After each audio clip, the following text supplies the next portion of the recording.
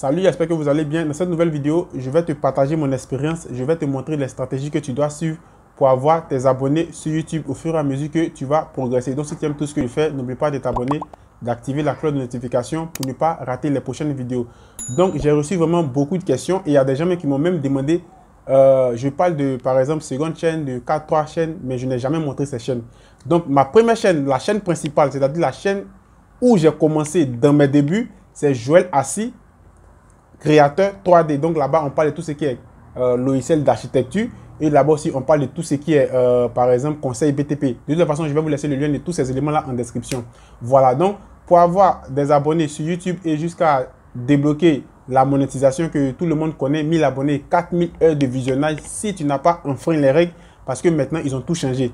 Donc, étape numéro 1, pour briser toutes ces étapes-là, il faut être régulier. Donc, il faut avoir vraiment une certaine régularité. Donc, lorsque tu commences une chaîne YouTube, donc je partage mon expérience avec vous. Donc, lorsque tu commences une chaîne YouTube, on ne te connaît pas. Dans le début, personne ne te connaît.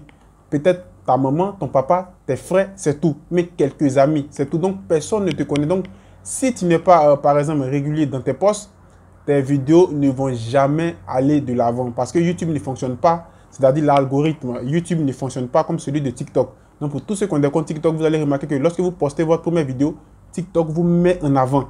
Vous voyez, avec YouTube, c'est différent. Donc, première règle, tu dois avoir une certaine régularité. Donc, moi, j'ai écouté vraiment beaucoup de YouTubeurs. Dans mes débuts, beaucoup de personnes qui disaient que, faut poster par exemple une vidéo par semaine et autres. Moi, je ne vous conseille pas une vidéo par semaine. Si tu es débutant, moi, je te conseille au moins 3-4 vidéos par semaine parce qu'on ne te connaît pas. Une vidéo par semaine, tu es un gros YouTubeur. Et par exemple, excusez, tu n'es pas un gros YouTubeur, une vidéo par semaine, c'est pour les gros YouTubeurs, par exemple. Et par exemple, si c'est quelqu'un qui est beaucoup occupé, on peut comprendre. Mais lorsque tu es nouveau, il faut être régulier. Voilà, moi, je te conseille 3 ou même 4 vidéos par semaine. Moi, dans mes débuts, j'ai posté du lundi au vendredi pendant 3 mois. Du lundi au vendredi. Donc, j'ai débloqué ces éléments très rapidement sur, par exemple, la seconde chaîne. Donc, étape numéro 1, la régularité. Deuxième stratégie que j'ai voulu aussi partager avec vous, il faut choisir une niche. C'est-à-dire, il faut choisir une niche où tu maîtrises, où tu comprends, où tu peux faire, par exemple, des vidéos à long terme. Par exemple, sur cette chaîne, je parle de tout ce qui est web marketing. Donc, c'est une niche que je comprends très bien. Sur ma première chaîne, je parle de tout ce qui est logiciel BTP, parce que je donne aussi des formations au niveau des logiciels BTP, parce que aussi je suis dans le bâtiment. Et aussi, je donne aussi des conseils sur tout ce qui est conseil BTP et autres. Voilà, donc, c'est mon domaine. Donc, j'ai l'habitude, je peux expliquer autant de fois que je veux, comme dans le web marketing, comme aussi dans tout ce qui est BTP, logiciel d'architecture et autres que je maîtrise. Donc, c'est pourquoi je vous dis, vous devez choisir une niche que vous maîtrisez, que vous avez par exemple une base là-bas. Par exemple, tu fais la coiffure et tu vas choisir une niche, par exemple, sur le maquillage ou bien par exemple sur une niche sur la boxe. Tu ne fais pas de boxe. Donc, tu vois que là-bas, tu vas stagner, tu ne vas pas pouvoir réaliser des vidéos et autres. Donc, je sais que la deuxième stratégie, tu as compris, la deuxième stratégie, ta niche, il faut bien regarder et tu vas choisir maintenant ta niche. La troisième stratégie que je te donne, qui est vraiment une stratégie qui est vraiment très, très pertinente, il faut te poser la question, pourquoi tu te lances d'abord sur YouTube? C'est la question que tu dois te poser. Il faut te poser cette question. Donc, une fois que tu te poses cette question, une fois que tu sais pourquoi tu te lances sur YouTube, une fois que tu sais quel objectif que, par exemple, tu dois atteindre sur YouTube, tu vas voir que tu vas performer facilement. Voilà. Quatrième stratégie que je te donne, si tu regardes ma vidéo et que tu penses que je vais te donner 1000 abonnés et 4000 heures de visionnage en 2 jours, c'est que tu n'es pas le bienvenu sur ma chaîne. Parce que moi, je ne vais pas te dire, tu vas avoir 1000 abonnés, 4000 heures de visionnage en 2 jours, en 3 jours, en 1 semaine. Moi, je n'ai pas encore vu un YouTuber qui a eu 1000 abonnés et 4000 heures de visionnage en 2 jours. Tout ça, c'est du pipeau, c'est du coq à l'âne.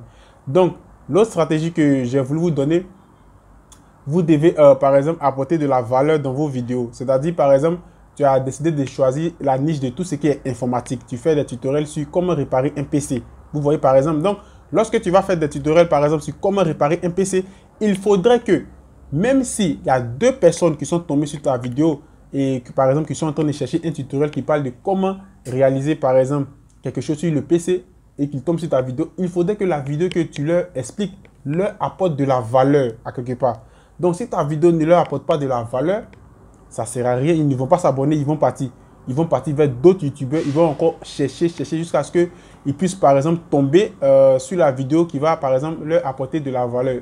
Juste en un mot, vous dit que lorsque vous réalisez des vidéos, vous devez réaliser des vidéos où il y a vraiment de la valeur, où par exemple vos vidéos aident les personnes, c'est-à-dire aident les spectateurs qui vous regardent. Et lorsque la personne est satisfaite, par exemple, de la vidéo, vous allez voir que ça se fait de manière naturelle. Il va s'abonner automatiquement, activer la cloche et même vous laisser un commentaire pour vous dire que merci, vraiment, la vidéo m'a vraiment beaucoup aidé. Donc, vous voyez, la valeur aussi compte c'est-à-dire dans la vidéo que vous réalisez. L'autre stratégie que j'ai voulu aussi partager avec vous, vous avez honte. Il y a des gens qui ont vraiment très honte de s'afficher comme je suis en train de parler devant la caméra et ils préfèrent masquer la tête, ils préfèrent ne pas se montrer. Voilà, donc c'est bien vrai que lorsque vous ne vous montrez pas, il y a des youtubeurs qui ont performé dedans.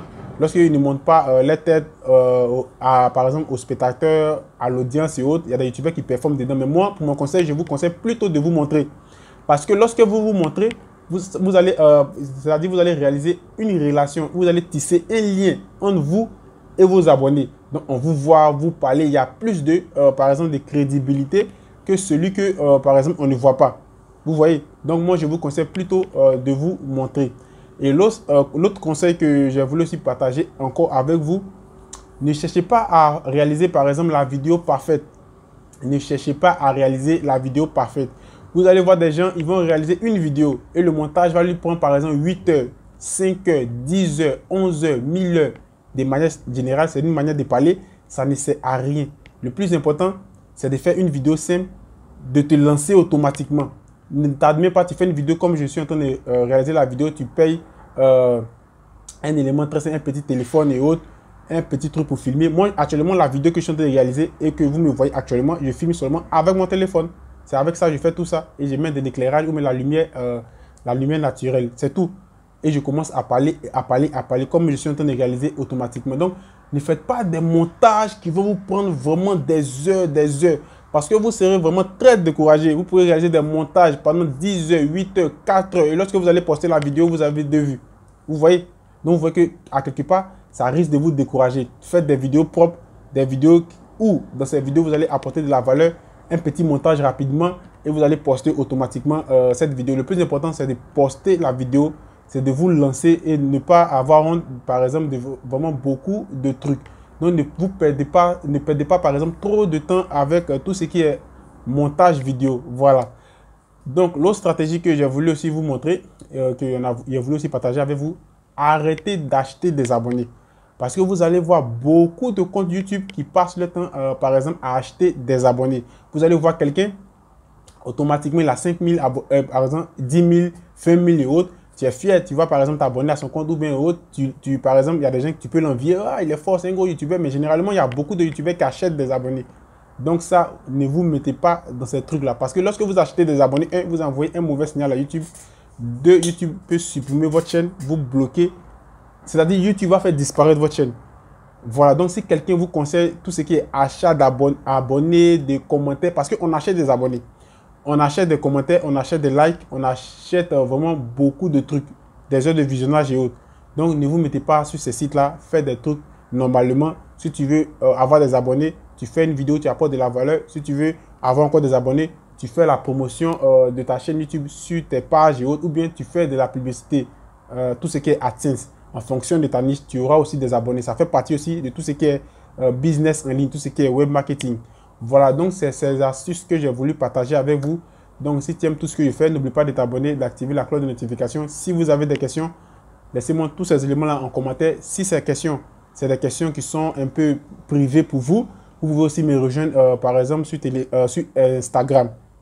Là-bas, je suis beaucoup actif et aussi le groupe Telegram qui se trouve aussi en description. Donc, sur ce, je vous dis à la prochaine pour une autre vidéo. Ciao!